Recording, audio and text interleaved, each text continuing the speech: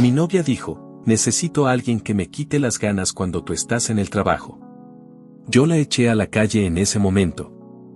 Estuvimos juntos casi 4 años. Cuando la conocí, mi vida era bastante estable, aunque monótona. Ella llegó como alguien diferente, decidida, directa, con ideas claras sobre lo que quería. Eso fue lo que más me atrajo. No era impulsiva ni exageradamente romántica, pero hablaba de futuro con naturalidad. Desde el inicio supimos que no buscábamos algo pasajero. Los primeros años fueron relativamente tranquilos. Tuvimos discusiones, claro, pero nada fuera de lo normal. Diferencias de carácter, opiniones distintas, pequeños choques por cosas cotidianas. Siempre creí que lo manejábamos bien. Hablábamos, llegábamos a acuerdos y seguíamos adelante. Yo confiaba en que estábamos construyendo algo sólido. Todo empezó a deteriorarse en el último año, aunque en ese momento no fui consciente de lo grave que se estaba volviendo. Yo trabajaba como administrador en una empresa industrial. No era un empleo sencillo, pero me había esforzado mucho para llegar ahí. Con el tiempo, mi jefe empezó a delegarme más responsabilidades. Me pedía opinión en decisiones importantes y confiaba en mi criterio. Un día me llamó a su oficina y me habló de una fábrica que la empresa tenía fuera de la ciudad. No estaba funcionando mal, pero necesitaba supervisión constante. Me explicó que había fallas en la organización, problemas de control y cierta falta de disciplina interna. Necesitaba a alguien que pudiera hacerse cargo de eso, aunque fuera de forma parcial. La propuesta inicial era viajar una vez por semana. Saldría los viernes, me quedaría viernes y sábado, y regresaría el domingo por la tarde. No era ideal, pero tampoco parecía algo extremo. Cuando llegué a casa y se lo conté a Laura, su reacción fue extraña. Me dijo que era una buena oportunidad, que ese tipo de encargos hablaban bien de mí y que podía ayudarme a crecer dentro de la empresa. Sin embargo, no la noté genuinamente contenta. Aún así, acepté el encargo. Organicé mis tiempos, dejé tareas adelantadas y traté de que mi ausencia no afectara demasiado nuestra rutina. Durante las primeras semanas, todo fue manejable. Laura decía que me extrañaba los fines de semana, pero también repetía que entendía por qué lo hacía. Con el paso del tiempo, las cosas cambiaron. Empezó a hacer comentarios que, aunque no eran ataques directos, tenían un tono de reproche. Me decía que los fines de semana se le hacían largos, que se sentía sola, que parecía que yo siempre estaba cansado cuando regresaba. Yo intentaba compensar eso pasando tiempo con ella entre semana, pero nunca parecía suficiente. Unos meses después, mi jefe volvió a hablar conmigo. Me dijo que la situación en la fábrica no había mejorado como esperaban y que necesitaban más presencia. Esta vez, la propuesta implicaba quedarme más días. No solo viernes y sábado, sino también jueves y, en ocasiones, regresar hasta el lunes por la mañana. Esa conversación me dejó inquieto. Profesionalmente, era una oportunidad importante. Personalmente, sabía que iba a generar problemas. Esa noche hablé con Laura. Le expliqué todo con calma, sin imponer nada. Le dije que no quería tomar una decisión sin considerar cómo le afectaría. Ella escuchó en silencio y luego me dijo algo que, en su momento, me tranquilizó. Me dijo que debía hacerlo. Que era por mi futuro, que no tenía sentido rechazar una oportunidad así. Que ella no quería ser un obstáculo para mi crecimiento. Sus palabras parecían maduras, incluso responsables. Confié en ellas. A partir de ese momento, la relación empezó a deteriorarse más rápido. Laura decía que me apoyaba, pero su actitud mostraba lo contrario. Cuando yo me preparaba para viajar, se mostraba distante. A veces hacía comentarios irónicos, otras simplemente me ignoraba. Cuando regresaba, no sentía alivio ni alegría, sino frialdad. Las llamadas mientras yo estaba fuera se volvieron tensas. Si no respondía de inmediato, se molestaba. Si respondía cansado, decía que siempre tenía excusas. Cualquier intento de conversación terminaba en una discusión. Yo sentía que estaba fallando en todos los frentes, en el trabajo, por el desgaste, y en la relación, por no saber cómo arreglar lo que se estaba rompiendo. Las peleas dejaron de girar solo en torno a los viajes. Empezamos a discutir por cosas mínimas. La convivencia se volvió pesada. Yo caminaba con cuidado, midiendo palabras, tratando de no provocar otra discusión. Aún así, parecía inevitable. Laura empezó a cambiar hábitos. Pasaba más tiempo fuera de casa, hablaba constantemente por el teléfono y evitaba explicarme con quién estaba o qué hacía. Cuando yo le preguntaba, respondía de forma cortante o me decía que estaba exagerando. Intenté hablar con ella varias veces. Le dije que sentía que nos estábamos perdiendo, que necesitábamos resolver las cosas antes de que fuera demasiado tarde. Ella decía que también estaba cansada, que la situación la superaba, pero nunca proponía algo concreto. Una noche, después de una discusión particularmente larga, ocurrió algo que todavía recuerdo con claridad. Estábamos sentados en la sala. Yo estaba agotado, mental y físicamente. Ella guardó silencio durante varios minutos. Pensé que la conversación había terminado, pero entonces me dijo que había estado pensando mucho en todo. Me dijo que no quería terminar conmigo, pero que tampoco podía seguir sintiéndose frustrada. Que la distancia, mi ausencia y las peleas constantes la habían dejado emocionalmente vacía. Dijo que necesitaba una solución práctica, algo que equilibrara la situación. Yo pensé que iba a hablar de terapia, de acuerdos nuevos o de replantear mis viajes. En lugar de eso, me miró de forma directa y, con un tono sorprendentemente calmado, me dijo que había tenido una idea para arreglarlo. Me dijo que tendría un amigo con derechos. Al principio pensé que estaba bromeando. La miré esperando alguna señal de ironía, una risa nerviosa, cualquier gesto que indicara que estaba exagerando por el enojo del momento. No vi nada de eso. Su expresión era seria, casi calculada. Le pregunté si hablaba en serio. Me respondió que sí. Que no estaba bromeando. Que no era una provocación ni una amenaza vacía. Me dijo que se sentía sola la mayor parte del tiempo y que necesitaba compañía, alguien que estuviera presente cuando yo no estaba. Intenté procesar lo que acababa de decir. No fue inmediato. Sentí una mezcla de incredulidad y desconcierto. Le pregunté si se daba cuenta de lo que estaba proponiendo, si entendía lo que implicaba para nuestra relación. Ella suspiró y me dijo que yo no la estaba escuchando de verdad. Que no se trataba solo de sexo, sino de sentirse acompañada, deseada, atendida. Dijo que había pasado demasiado tiempo esperando, que los fines de semana sin mí se le hacían interminables. Entonces añadió algo que me golpeó más de lo que esperaba. Dijo que también tenía necesidades como mujer. Que no era una máquina que pudiera apagarse y encenderse según mi agenda laboral. Que su cuerpo y su mente no entendían de horarios ni de compromisos empresariales. En ese momento sentí la necesidad de aclarar algo que, hasta entonces, había dado por sentado. Le dije que no entendía su argumento, porque nuestra vida sexual nunca había sido un problema. Al contrario. Durante todos esos años, habíamos tenido relaciones prácticamente a diario. Yo siempre estuve satisfecho con eso.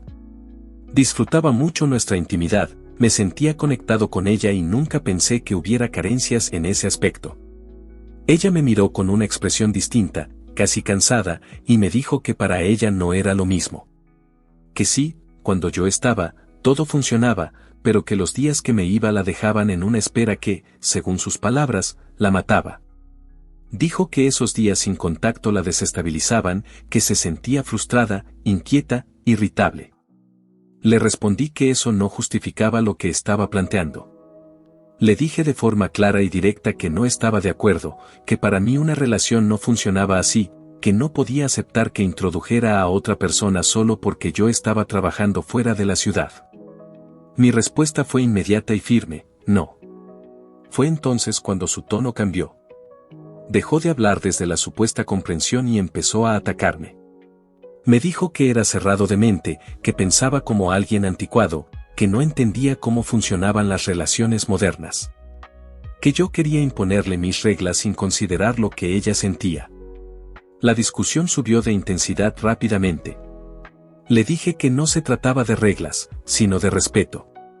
Que una relación de pareja implicaba acuerdos implícitos y que la exclusividad era uno de ellos. Que si eso ya no le parecía suficiente, entonces teníamos un problema mucho más grande que mis viajes. Ella me respondió que siempre usaba el trabajo como excusa. Que todo giraba en torno a mis responsabilidades y mis ambiciones. Que yo no veía el daño que le estaba causando al ausentarme constantemente. Le dije que no era una elección caprichosa, que estaba haciendo lo que tenía que hacer para mantener estabilidad y crecer profesionalmente. Que no estaba de vacaciones ni disfrutando la distancia. Que cada viaje era cansado y demandante. Fue entonces cuando dijo algo que todavía me cuesta repetir. Me dijo que era poco hombre. Que un hombre de verdad no dejaba a su pareja sola tanto tiempo. Que ella necesitaba a otro hombre que pudiera complacerla como ella necesitaba, porque, según ella, ni siquiera los días que yo estaba con ella se sentía completamente satisfecha. Esa afirmación me dejó en silencio por unos segundos. No por vergüenza, sino por sorpresa. Nunca antes me había dicho algo así. Nunca había expresado insatisfacción de esa manera. Sentí que estaba reescribiendo nuestra historia para justificar lo que quería hacer. Intenté mantener la calma. Le dije que eso no era justo, que durante años habíamos tenido una relación íntima constante y que jamás había recibido una queja clara. Que si algo no le funcionaba, pudo haberlo hablado antes, no presentarlo ahora como un argumento para introducir a otra persona. Ella respondió que estaba cansada de hacerlo solo con uno. Que llevaba años con la misma dinámica, las mismas rutinas, las mismas experiencias. Dijo que mis viajes eran la oportunidad perfecta para probar cosas nuevas, sin prejuicios y sin sentirse vigilada. Esa frase me produjo una sensación extraña, como si yo fuera un obstáculo del que podía prescindir temporalmente. Le pregunté si se daba cuenta de cómo sonaba todo lo que estaba diciendo. Si entendía que, para mí, eso era una traición incluso antes de que ocurriera. Ella dijo que yo lo veía como traición porque tenía una visión limitada de las relaciones. Que para ella no era infidelidad si no había sentimientos de por medio. Que podía separar perfectamente el deseo físico del vínculo emocional que, según ella, seguía teniendo conmigo. La discusión se volvió circular. Yo repetía que no podía aceptar eso bajo ninguna circunstancia. Ella insistía en que yo no tenía derecho a limitarla ni a decirle qué hacer con su cuerpo. Me dijo que, al final, solo me estaba avisando, siendo honesta, para evitar mentiras. Fue entonces cuando dijo algo que cambió por completo la conversación. Me dijo que no era una propuesta ni una idea en discusión. Que solo era un aviso. Que ya había tomado la decisión. Le pregunté qué quería decir con eso. Con una calma que me resultó inquietante, me dijo que ya tenía a su amigo con derechos. Que no era algo reciente, pero que había empezado precisamente porque yo no estaba. Que él la ayudaba a quitarse las ganas cuando yo no podía estar presente. En ese momento exploté. No fue una decisión consciente ni una respuesta calculada. Fue como si algo dentro de mí se hubiera roto de golpe. Todo el autocontrol que había intentado mantener durante meses desapareció en segundos. El cansancio acumulado, la frustración, las discusiones constantes y, sobre todo, la forma en la que acababa de confesarme algo así como si fuera un trámite administrativo, se mezclaron en una sola reacción. Le grité. La insulté. Mi voz salió más alta de lo que recordaba haber gritado nunca. Le dije cosas duras, cosas que no había dicho ni siquiera en nuestras peores peleas. No estoy orgulloso de eso, pero tampoco voy a fingir que no sucedió. En ese instante no estaba pensando en cómo quedaría yo moralmente, solo sentía que me habían empujado contra una pared sin salida. Ella, en lugar de alterarse, reaccionó de una forma que me descolocó aún más. No lloró. No se mostró arrepentida. Me miró con una expresión casi divertida, con una sonrisa torcida que no le había visto antes. Fue una reacción cínica, fría. Entonces me dijo que no me hiciera el santo. Usó exactamente esas palabras. Dijo que seguramente yo había visto a alguna zorra en el trabajo, que por eso aceptaba quedarme tantos días fuera. Que no era casualidad que de pronto quisiera viajar más. Que nadie hacía eso si no tenía un motivo oculto. Sentí una mezcla de rabia e incredulidad. Nunca le había dado una sola razón para pensar eso. Mi vida fuera de casa era trabajo y más trabajo. Hoteles, fábricas, reuniones, reportes. Nada más. Le dije que estaba enferma, que lo que estaba diciendo no tenía sentido, que estaba proyectando su propia culpa en mí. Ella se encogió de hombros, como si mi respuesta no le importara. Se rió de forma breve y me volvió a llamar anticuado. Me dijo que pensaba como un boomer, que estaba atrapado en una mentalidad vieja, rígida. Que así funcionaban las relaciones modernas y que yo simplemente no lo entendía. Esa palabra, boomer, me pareció absurda y ofensiva al mismo tiempo. No por la palabra en sí, sino por lo que implicaba, que mis límites, mis valores y mis acuerdos eran algo ridículo, obsoleto, digno de burla. Que mi forma de ver una relación era un defecto. La discusión escaló rápidamente. Ya no hablábamos de sentimientos, ni de soluciones, ni siquiera de pareja. Era un enfrentamiento directo. Ella me dijo que esas eran sus condiciones para seguir juntos. Que no iba a renunciar a su libertad ni a su vida sexual solo porque yo me sentía inseguro o incómodo. Que si no podía aceptar eso, entonces lo mejor era que me fuera. Esa frase me atravesó de una forma distinta. No fue rabia inmediata. Fue claridad. La miré fijamente y le dije, con un tono mucho más tranquilo del que había tenido segundos antes, que en ese caso no era yo quien se iba. Le recordé que yo había comprado la casa. Que estaba a mi nombre. Que desde el primer día yo había asumido los pagos, los gastos, los impuestos y el mantenimiento. Que ella vivía ahí porque éramos pareja, no porque tuviera un derecho automático sobre el lugar. Por primera vez en toda la discusión, su seguridad se quebró. Su expresión cambió. Pasó de la soberbia a la confusión en cuestión de segundos. Se quedó callada, como si no hubiera considerado esa posibilidad. Le dije entonces algo que nunca antes había necesitado decirle. Le dije que felicitaciones, que ahora tenía a su amigo con derechos, pero que ya no tenía casa. Que tampoco tenía auto, ni a alguien que la sostuviera económicamente como lo había hecho yo durante años. No se lo dije con orgullo, sino con una crudeza que reflejaba lo cansado que estaba de fingir que todo era compartido cuando, en la práctica, no lo era. Le pregunté cómo creía que se pagaba todo lo que tenía. No esperé respuesta. Se lo dije yo mismo. Trabajando. Viajando. Aguantando presión. Asumiendo responsabilidades. Renunciando a tiempo libre. Le dije que eso era lo que yo había estado haciendo mientras ella hablaba de libertad y de probar cosas nuevas. Le dejé claro que había tomado una decisión y que ahora tenía que aceptar las consecuencias. Que la vida no funcionaba solo con deseos y excusas emocionales. Ella intentó retroceder. Me dijo que estaba exagerando, que no hacía falta llegar a ese extremo. Que estaba bien, que dejaría de ver a su amigo con derechos.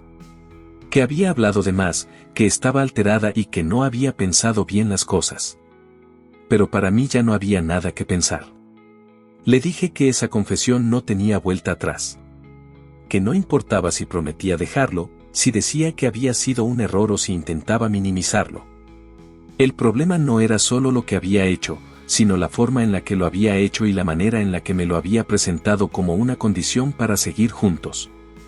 Le dije que, en el momento en que decidió cruzar ese límite y luego decírmelo sin ningún remordimiento, había destruido algo que no se podía reconstruir. Le pedí que se fuera. No como una sugerencia. Como una orden. Ahí fue cuando realmente se preocupó. Empezó a decir que no hablaba en serio, que podíamos calmarnos, que lo habláramos al día siguiente. Dijo que no tenía a dónde ir, que era muy tarde, que estaba exagerando por enojo. Yo ya no quería escuchar. Sentía que, si seguía hablando, iba a ceder por cansancio o por costumbre. Y no estaba dispuesto a hacerlo. Le grité que se largara. Se lo repetí varias veces. Mi voz ya no era de discusión, era de ruptura definitiva. En medio de esa explosión, con todo el dolor, la rabia y la sensación de traición acumulada, le grité: «¡Lárgate, zorra!». Laura empezó a llorar. No fue un llanto contenido ni silencioso, fue uno desbordado, desesperado. Me pidió perdón una y otra vez, atropellando las palabras. Decía que había exagerado, que no quería decir eso, que estaba enojada y habló sin pensar. Repetía que me amaba, que no quería perderme, que todo se había salido de control. Yo no respondí. Sentía que si abría la boca iba a decir algo peor o, peor aún, iba a ceder. En lugar de eso, caminé hacia el cuarto. Abrí el closet y tomé una bolsa negra grande, de esas resistentes que se usan para basura pesada. La abrí con fuerza y empecé a meter su ropa sin ningún orden. Camisetas, pantalones, ropa interior. Todo junto. Cuando vio lo que estaba haciendo, su llanto se volvió más fuerte. Corrió hacia mí y me agarró del brazo. Me suplicaba que parara, que no hiciera eso, que habláramos. Me decía que no podía echarla así, que no era justo, que estaba exagerando. No la miré. Seguí metiendo cosas en la bolsa. Su maquillaje, sus cremas, perfumes, cargadores. Todo lo que encontraba lo metía sin cuidado. Cada objeto que caía dentro de la bolsa hacía el ruido seco de algo que ya no tenía lugar ahí. Ella se aferraba a mí, llorando, diciendo que había sido un error, que no significaba nada, que estaba dispuesta a arreglarlo todo. Yo solo pensaba en una cosa: si me detenía, no iba a tener la fuerza de seguir. Tomé la bolsa llena y caminé hacia la puerta. Ella me seguía, llorando, pidiéndome que no lo hiciera. Abrí la puerta de la casa y el aire frío de la noche entró de golpe. Era tarde. La calle estaba en silencio, apenas iluminada por los focos amarillos. Salimos. Dejé la bolsa en el suelo, frente a la puerta. Ella seguía suplicando, con la voz rota, diciendo que no tenía a dónde ir. Yo le dije que eso ya no era mi problema. Los vecinos empezaron a salir. Primero uno, luego otro. Las luces de algunas casas se encendieron. Alguien preguntó qué estaba pasando. Laura lloraba y pedía perdón en voz alta. Decía mi nombre, decía que la dejara quedarse, que todo había sido un malentendido. En ese momento salió Steven, el vecino de al lado. Nunca habíamos tenido una relación cercana, apenas un saludo ocasional. Cuando él apareció, Laura corrió hacia él como si fuera un salvavidas. Entre sollozos le dijo que por favor la ayudara, que me lo había contado todo y que yo la estaba echando. Steven me miró con el ceño fruncido. Se acercó rápido, con los puños cerrados, sin preguntarme nada. Su actitud no era de mediador, era de confrontación directa. Me gritó algo que no alcancé a entender del todo y, sin darme tiempo de reaccionar, lanzó un golpe. Por instinto me moví. El puño pasó cerca de mi cara. Antes de pensarlo, reaccioné. Le di un golpe fuerte directo al rostro. Sentí el impacto seco. Steven cayó hacia atrás, llevándose las manos a la cara. La sangre empezó a salirle de la nariz casi de inmediato. Laura gritó. Se acercó a él, pidiéndole ayuda, llorando, diciendo que por favor hiciera algo. Steven se levantó despacio, aturdido. Se limpió la sangre con la mano y miró alrededor. Los vecinos observaban en silencio. Entonces dijo que él solo quería pasar el rato, que no quería meterse en problemas. Que no era asunto suyo. Miró a Laura, evitó su mirada, y sin decir nada más, se dio la vuelta y se metió a su casa. Cerró la puerta. Laura se quedó ahí, sola, llorando en la calle, con su bolsa a un lado. Nadie se acercó. Nadie dijo nada. El silencio era pesado. Yo regresé a la casa, cerré la puerta con fuerza y le puse seguro. Desde dentro, podía escuchar su llanto apagado. Me apoyé contra la puerta por unos segundos, respirando con dificultad. No sentía alivio. No sentía victoria. Solo un cansancio profundo. Pasó el tiempo. No sé cuánto. Me senté en la sala, con las luces apagadas. Escuchaba menos ruido afuera. Supuse que los vecinos habían vuelto a sus casas. Me levanté y miré por la ventana con cuidado. La vi todavía ahí, sentada en la banqueta, abrazándose a sí misma. En ese momento, un auto se detuvo frente a ella. Reconocí el vehículo de inmediato. Era el auto de su padre. Las luces iluminaron la escena por unos segundos. Al día siguiente me desperté con una sensación extraña, como si todo lo ocurrido la noche anterior hubiera sido una pesadilla demasiado larga. La casa estaba en silencio. Su silencio. No había ruidos, no había movimiento, no había nada que indicara que alguien más había vivido ahí conmigo durante años. No pasaron ni 2 horas cuando mi teléfono sonó. Era el padre de Laura. Contesté por inercia. Apenas dije bueno cuando empezó a gritar. No intentó saludar ni preguntar nada. Fue directo. Me llamó cobarde. Dijo que era un poco hombre por echarla así, de noche, frente a los vecinos. Que un hombre de verdad no hacía eso, que había exagerado, que no tenía derecho a humillarla de esa manera. No discutí. No expliqué mi versión. No sentí la necesidad de defenderme. Mientras hablaba, entendí de dónde venía parte de la forma de pensar de Laura. Cuando terminó su discurso, colgué. Sin despedirme. No volvió a llamar. Durante los días siguientes me enfoqué en el trabajo. Viajé a la fábrica, cumplí con mis responsabilidades y evité pensar demasiado en lo ocurrido. Aún así, era imposible no hacerlo. Los recuerdos aparecían en los momentos más simples, al entrar a la casa, al ver espacios vacíos, al notar objetos que ya no estaban. Una semana después, un compañero del trabajo me mandó un mensaje. Me preguntó si todo estaba bien y me envió un enlace. Al abrirlo, entendí a qué se refería. Laura tenía un pequeño podcast con una amiga. Nunca le presté mucha atención. Sabía que existía, pero era algo muy chico.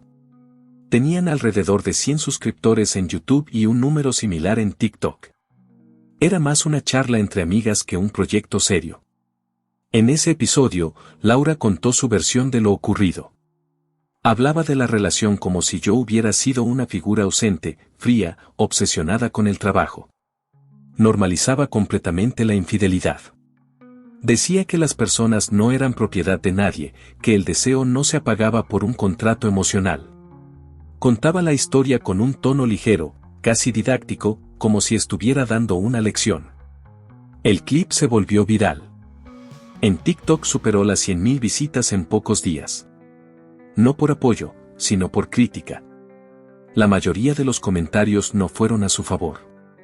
La gente reaccionó con dureza, con sarcasmo, con incredulidad. Leí muchos de ellos. Algunos se me quedaron grabados. La que sufre soy yo, decía ella en el video. Debajo, alguien comentó, sí, pobrecita, solo quería engañar tranquila y mantener casa y comodidades. Otro comentario decía, ay amiga, debió ser una sorpresa enorme que a tu novio no le gustara la infidelidad, ¿quién lo diría?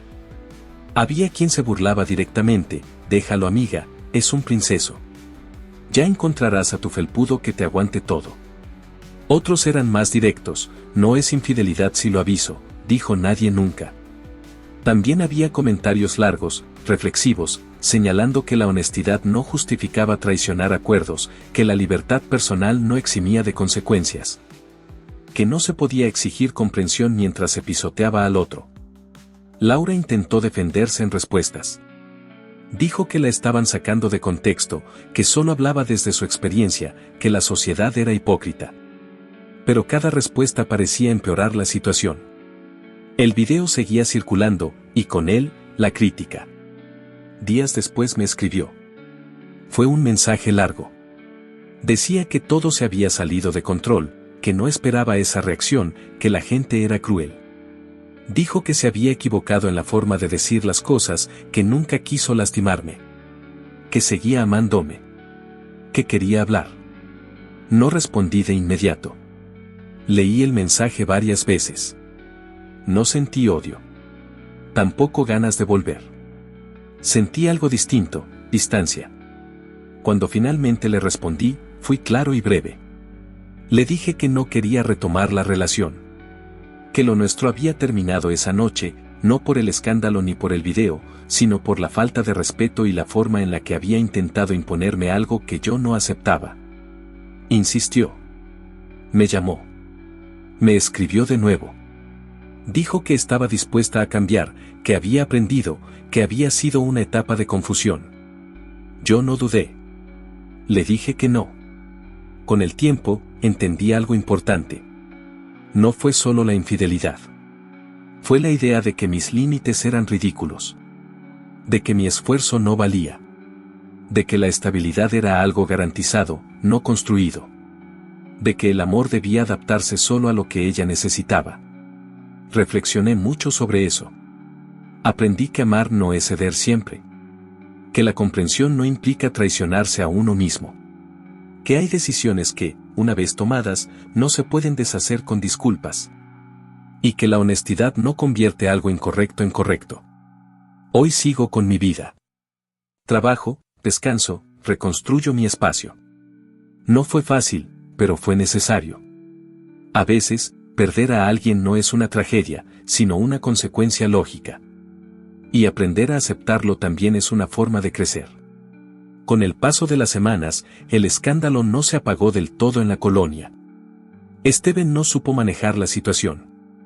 La pelea, los rumores y la forma en la que intentó intervenir lo dejaron mal parado frente a los vecinos. Muchos empezaron a tacharlo de aprovechado, de meterse donde no le correspondía y de querer quedar como héroe sin asumir consecuencias. Al final, no aguantó la presión y terminó mudándose. Yo también fui tema de conversación durante un tiempo. Sabía que hablaban, que opinaban, que armaban versiones. La verdad es que nunca me importó. No iba a justificarme ni a dar explicaciones. Si algo aprendí de todo eso es que no vale la pena desgastarse por la opinión de gente que vive pendiente de la vida ajena. A mí, sinceramente, me importa una mierda lo que piensen mis vecinas, señoras gordas y desquaceradas que no tienen nada mejor que hacer que comentar problemas que no son suyos.